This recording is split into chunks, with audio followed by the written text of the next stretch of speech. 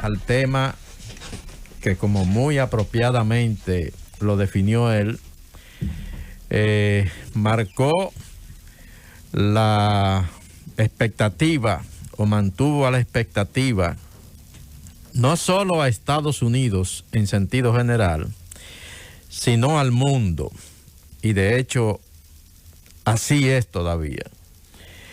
El caso del veredicto o del juicio sobre el policía Derek Chauvin, o Derek Chauvin, como muy bien lo dice don Álvaro, acusado por el asesinato del afroamericano George Floyd. Esto ocurrió en mayo del año 2020, 25 de mayo del año 2020. La razón, este hombre negro supuestamente había pagado en un negocio algo que compró y lo habría pagado con un billete supuestamente falso de $20. Este policía, acompañado de otros agentes que están pendientes de juicio también, pero sobre todo este policía, procedió al arresto de George Floyd. Lo esposó, lo lanzó al suelo. Eso está totalmente permitido, eso está dentro de los procedimientos del uso de la fuerza por parte de agentes para reducir a una persona que están arrestando. Están incluso autorizados por la misma Suprema Corte de los Estados Unidos para utilizar la fuerza en los momentos que lo consideren necesario, pero eso no quiere decir que puedan, sobre ese argumento, llegar al asesinato indiscriminado. Lo esposó, lo tiró al suelo y colocó su rodilla sobre el cuello, una rodilla sobre la espalda y la otra sobre el cuello, por espacio de 10 minutos, hasta que el hombre terminó finalmente muerto. El presidente Joe Biden emitió un mensaje anoche a Estados Unidos, lo cual era de esperarse, porque la verdad que, como lo explicaba don Álvaro, era un tema, era un acontecimiento que tenía concitada o concentrada toda la atención de ese país y del mundo. ¿Cuál fue la condena, José? La condena es culpable de asesinato en segundo grado. Eso le puede generar una condena de hasta 40 años. Culpable de asesinato en tercer grado. Eso le puede generar otros 25 años. Y culpable de homicidio en segundo grado. Eso le puede generar otros 10 años. En sentido general, si el juez quisiera dictar pena máxima y acumular todas esas condenas, estaríamos hablando de unos 75 años. Si le quiere aplicar el juez la pena máxima y acumularle todo. Aunque interrumpa, Rosendo Tavares Villalobos, te llamo de menos ayer, por cierto. Gracias, doctor. Hiciste falta. El presidente Joe Biden, sí, anunció desde temprano, o sea, tras conocerse la decisión de culpabilidad al tipo a Derek Chauvin, ¿verdad?, que hablaría al país. Y también lo hizo la doctora, la ex senadora Williams, hoy convertida en la primera mujer y primera negra vicepresidenta de los Estados Unidos. También anunció que hablaría, y efectivamente los dos hablaron. Primero porque esto, ¿verdad?, concitó la atención de todo Estados Unidos. Las cadenas de televisión estaban al unísono, transmitiendo todo lo que pasaba. Bueno, pero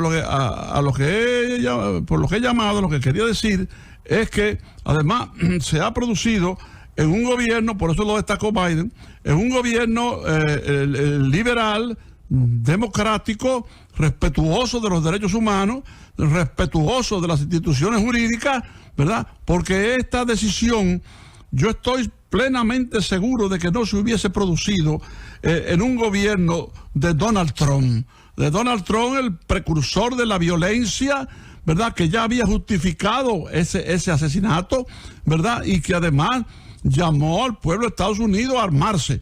Todo el mundo debe tener un arma, ¿verdad? Y cuando aquel problema en esa escuela, un tiroteo, 5 muertos, dijo, eso pasó porque no están armados los estudiantes. Todo estudiante, todo profesor debe estar armado. Bueno, con un hombre así, esa sentencia no se hubiera producido. De ahí la importancia de la reacción de Biden, ya que esto es, en cierto modo, un triunfo político para el presidente Biden.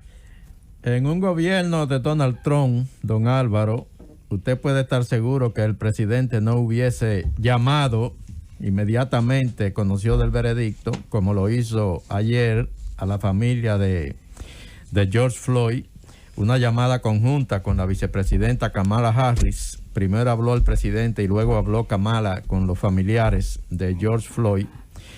Pero usted puede estar seguro que tampoco se hubiese producido el mensaje luego ya del presidente en televisión nacional a Estados Unidos y al mundo para abordar el tema. Eso no se hubiese producido. Ahí hubiésemos tenido un silencio presidencial, como fue siempre la norma, y si el presidente hablaba o se refería a un tema como ese, lo que hacía era defender la acción. Gracias, Rosendo, por aclarar, tú que estás más enterado de todas estas cosas que yo, aclarar que la primera mujer vicepresidenta de Estados Unidos, que de paso, bueno, la primera negra, no es apellido Williams, como yo dije, como tú dijiste, apellido Harris. Sí. Kamala Harris, vale la aclaración. Kamala Harris, el Kamala, don Álvaro, porque es hija de una mujer hindú, y el Harris porque es hija de un jamaiquino. Entonces, por eso ella tiene el apellido Harris. Es inmigrante por los dos lados, por parte de la madre y por parte del padre. El presidente habló anoche. Yo voy a leer algunas de las cosas que dijo el presidente, porque lo que dijo Biden anoche tiene significación histórica, definitivamente. Como él lo expresaba, esto puede significar un punto de inflexión en lo que tiene que ver con la justicia racial en los Estados Unidos. Estados Unidos que aprobó la abolición de la esclavitud en 1865 sobre la base de la 13ª enmienda a la Constitución de ese país, pero que hasta el día de hoy los negros en los Estados Unidos son tratados con un rasero muy diferente al de los blancos, y a estos hay muchos derechos que no se les reconocen definitivamente. Entonces, el presidente anoche dijo lo siguiente. Él dijo muchas cosas, pero entre esas cosas que dijo, yo me voy a referir a esta, por ejemplo. Dijo que el veredicto de ayer podría dar un paso hacia la justicia racial después de que el jurado declarara culpable a Derek Chauvin de matar a George Floyd. En sus primeros comentarios desde el veredicto, Biden calificó la decisión como un paso gigante hacia la justicia en Estados Unidos, pero sin embargo añadió que se necesita hacer todavía mucho más. Al calificar al racismo sistemático como una mancha en el alma de nuestra nación, Biden dijo que se sintió alentado por el veredicto del jurado, el testimonio de otros agentes de policía contra Derek Chauvin durante el juicio y la comprensión colectiva sobre la realidad del racismo sistémico en todo el mundo desde la muerte de Floyd. Sin embargo, reconoció el presidente de los Estados Unidos que nada de este proceso o el hecho de que Chauvin haya sido declarado culpable devolverá la vida a George Floyd. Nada puede traer de vuelta a su hermano, le dijo en la llamada que realizó a la familia de George Floyd y en conversación con uno de sus hermanos, o a su padre, pero esto puede ser un gran paso hacia la justicia en Estados Unidos. El presidente agregó que el veredicto en este caso es demasiado inusual, y eso lo vamos a explicar un poquito más. Es demasiado inusual y al mismo tiempo insuficiente. Y aquí remató con lo siguiente. Los hombres negros, en especial, han sido tratados a lo largo de nuestra historia como menos que humanos. Sus vidas deben ser valoradas en nuestra nación. Punto final, dijo el presidente. Esas son palabras históricas en la voz de un presidente de los Estados Unidos, de un país que pese a que la esclavitud fue abolida en 1965, hay muchos aspectos que ese país no ha logrado superar, sobre todo en lo que tiene que ver con la aplicación de una justicia racional y equitativa. Y por eso esas palabras del presidente anoche. ¿Por qué decía el presidente que el veredicto de ayer fue algo inusual? Porque la historia en Estados Unidos, en lo referente a acusaciones de policías que matan a ciudadanos, ha sido una historia en la que esos policías, en muy raras ocasiones, resultan no solo que no son declarados culpables, sino que por lo regular ni siquiera llegan a ser enjuiciados. Esa es la situación. Por eso el presidente habla de que es algo completamente inusual. Cuando el policía Daniel Pantaleo ahorcó con una llave al cuello a Eric Garner en el Bronx, eso fue un acontecimiento reciente, eso fue 2016. Ese policía fue acusado de lo mismo, de homicidio. Fue a juicio y en juicio fue descargado de todos los cargos. Cuando mataron a Philantro Jay en Minnesota también, en el año 2014, el policía que lo mató, de apellido Yáñez, fue acusado también. Pero cuando lo llevaron a juicio, primero lo declararon culpable de homicidio involuntario, pero los fiscales lo acusaron de homicidio involuntario, pero cuando fue a juicio, ahí el jurado lo descargó de todas las acusaciones y salió también libre. Y esa ha sido básicamente la norma en ese país. ¿Por qué? Porque la Suprema Corte de Justicia en un determinado momento dictaminó que cualquier policía que en el cumplimiento de su deber entendiera que su vida estaba corriendo peligro, estaba autorizado a utilizar fuerza letal si lo consideraba necesario. Y muchos policías en ese país han hecho un uso abusivo de ese derecho que le dio la Corte, pero que en definitiva los fiscales y los jueces han sido también partícipes de esa situación. ¿Cuál era el miedo con el juicio de ayer? ¿Y por qué tanta expectativa en Estados Unidos y a nivel mundial?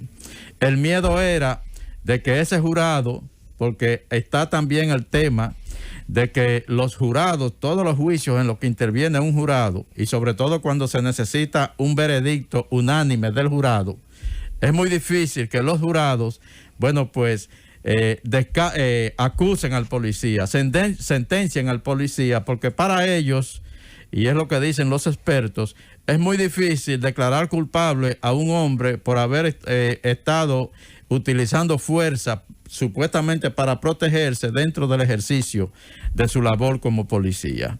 Y ese era el miedo que existía ayer, que el jurado incurriera en esa misma situación.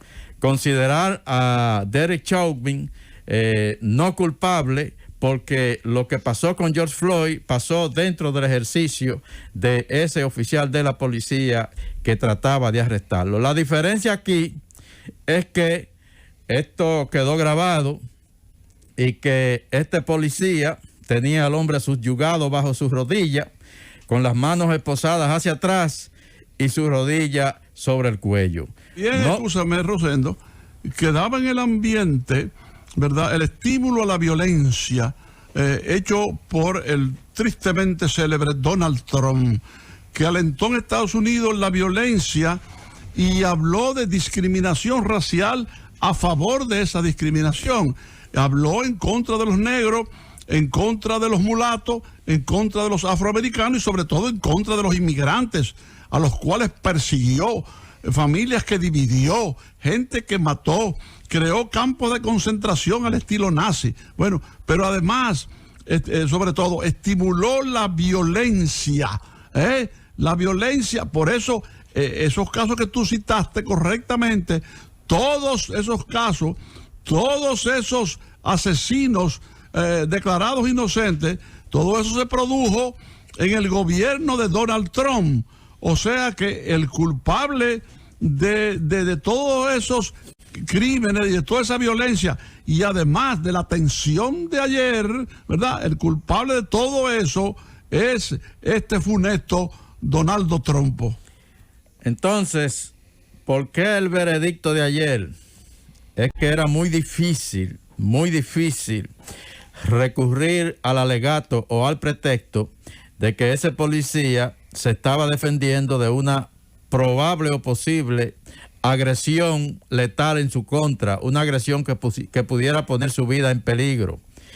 Y esto no fue un asunto de 30 segundos ni de una acción que se dio dentro de un forcejeo 30, 45 segundos, un minuto. No, estos fueron casi 10 minutos grabados con una fuerza aplicada sobre el cuello de un hombre que pedía e imploraba por su vida: me estoy asfixiando, y todo eso quedó grabado. Por eso ayer Estados Unidos entero estaba frente al televisor, y yo estoy seguro que muy poca gente en este país, República Dominicana, no estuvo ayer al pendiente del desenlace de ese juicio, como lo estaba también la mayoría de gente en todas partes del mundo. Porque hubiese sido, y miren, yo tengo información, porque como todos saben, yo tengo una hija que es policía en Estados Unidos. Todos los departamentos de policía de Estados Unidos estaban ayer en alerta máxima. Todos los departamentos de policía de Estados Unidos, en la más pequeña ciudad de ese país, estaban en alerta máxima, porque se estaba a la espera del veredicto de ese juicio. Que si hubiese sido contrario al veredicto que se dio, hoy tendríamos una situación en Estados Unidos que no podríamos ni siquiera estarla describiendo. Sería sumamente difícil. Por eso anoche el presidente se manifestó aliviado. No solo porque en realidad se hizo justicia, sino porque hoy, por ejemplo, Estados Unidos amaneció tranquilo. Si el veredicto hubiese sido contrario, la situación hubiese sido totalmente diferente. Ese policía tuvo todo el tiempo del mundo y fue y escuchó el reclamo de muchísima gente en los alrededores que le grababa y le imploraba que ya le quitara las rodillas del cuello a ese hombre que estaba implorando por su vida. Él lo mantuvo ahí hasta que llegó una ambulancia para supuestamente llevarlo al hospital, pero ya en ese momento había terminado el tiempo de vida de George Floyd bajo sus rodillas. Por eso todo el mundo entiende que se hizo justicia y que este caso va a marcar un punto de inflexión, como lo decía el presidente anoche. Falta mucho por hacer, pero ahora hasta en el Congreso de los Estados Unidos están compelidos a iniciar el llamado que hacía el presidente anoche. Hay, desde el punto de vista federal, que iniciar una transformación del sistema policial y judicial en los Estados Unidos con respecto al tratamiento a los hombres y a las mujeres y a los latinos, pero sobre todo a hombres y mujeres de la raza negra. Llévatelo junto.